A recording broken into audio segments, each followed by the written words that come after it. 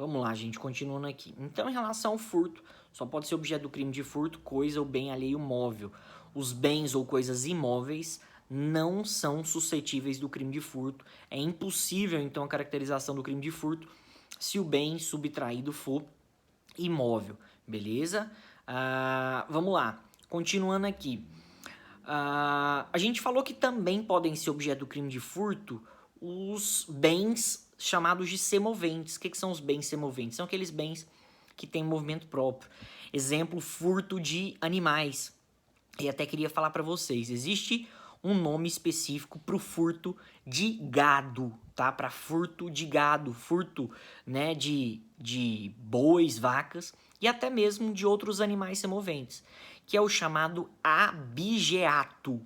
Então eu queria que vocês soubessem disso. Abigeato é o furto de gado ou outros bens semoventes. Tá? É muito comum de acontecer o furto de gado, né? Mas pode acontecer furto de outros animais.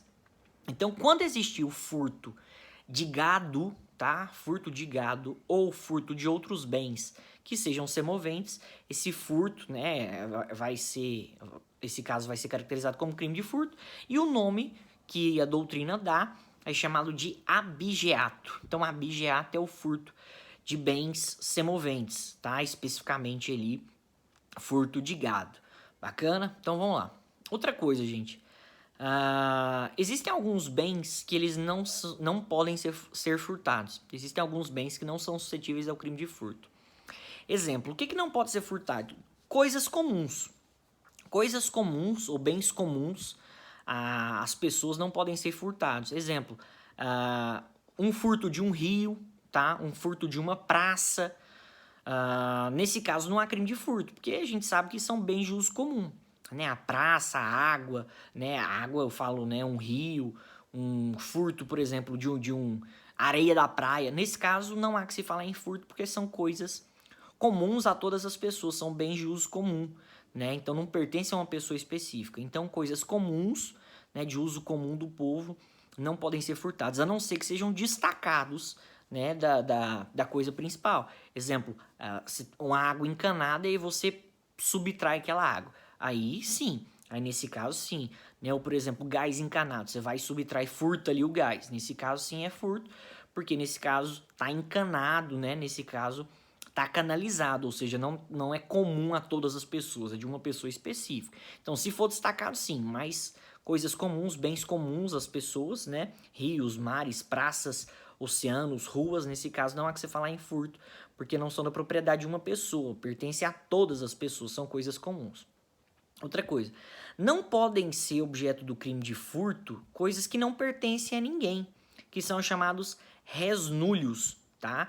O que é a chamada resnúlios? Resnúlios são as chamadas coisas de ninguém ou coisas sem dono, tá? Então, por exemplo, uma fruta cai de uma árvore e cai no chão. Você vai pegar a fruta. Isso é furto? Não, porque não é de ninguém. É resnúlios, coisa de ninguém.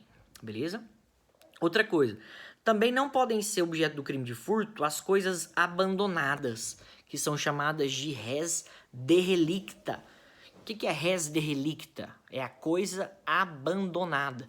Se alguém que está na posse de um bem abandona algo, imagina, eu, Léo, tô com um boné e eu vou e falo, não quero mais esse boné. Joga o boné no chão. Se uma pessoa pega o boné, não é furto, porque eu abandonei aquele boné, eu não quis mais ele, ou seja, eu abstive da posse dele. Beleza? Então não podem ser objeto de furto as chamadas resnúlios, coisas de ninguém ou coisas sem donos, e também não podem ser objeto de furto as chamadas res derrelicta, que são as chamadas coisas abandonadas ou bens abandonados. Beleza? Então vamos lá, vamos caminhar aqui.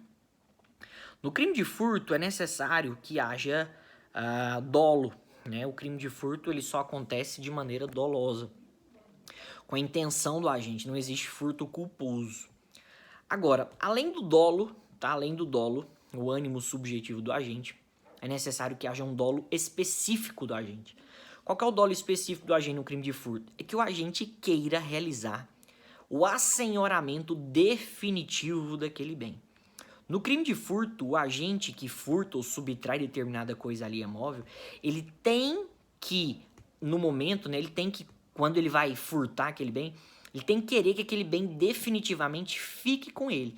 Ele tem que querer, ele tem que ter a intenção de se assenhorar de um bem de forma definitiva.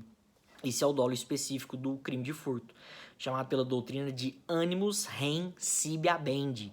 Então, o dolo específico no crime de furto é o chamado animus rem sibi habendi. É o chamado assenhoramento definitivo do bem.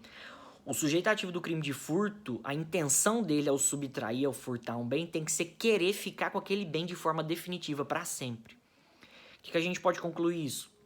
Quando um agente ele subtrai algo de uma pessoa de forma temporária e depois devolve, não é crime de furto. Nesse caso, não há crime, que é o que é chamado pela doutrina de furto de uso, tá? Que é o chamado pela doutrina de furto de uso. O que é o chamado furto de uso?